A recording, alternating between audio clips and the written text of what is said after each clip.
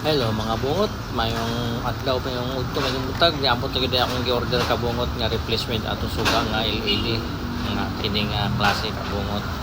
Dako ni siya ka bungot 108 mm. Ang luma ani ka bungot may gamay. Mura kadaka siguro lubot sa baso, gamay basta gamay ka bungot.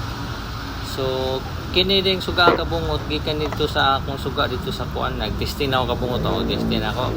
Karon siga naman kabungot, so ato na ni siyang ipuri diri. Kini kabungot mo ning suga na mo dito sa kusina nga napundi na. So akong gioperahan gipantanggal na ko ang kuan mga tinaya to. Nya kana siya kabungot direct na ako na siya 220.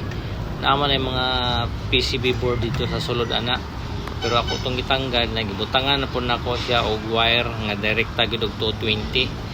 Yan diha kabungot gidung akong gidugtong wala ko ning gamit og electrical tape, gamit na lang ko nag stringable tube na gidirekta na siya kabungot. Wala na tong mga PCB kana akong gi kainitan para mo shrink siya man idikit na ako diha kabungot kay di screw mo ta na niya kay wa may screw gamitan na lang nako na siya og plastic glue ana dikit ra na siya kabungot para dali ra tanggal kung in case na mapundi na po. Palitan na po na to ana.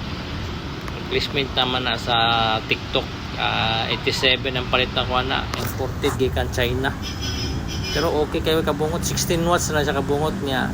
3 ka color na siya na ay dim na ay daylight.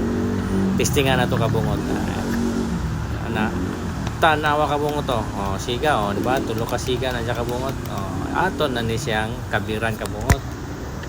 Basta na may mga ingana nga suka kabungot ayun yung gilabay kay pwede nyo na ikubi-kubi tanawa it's kayo karon ibutan na diri sa among suga sa sala kabungot replacement na siya ayag nindot kayo piti na siya kabungot o maura na kabungot bye bye mga bungot daylight warm light dim light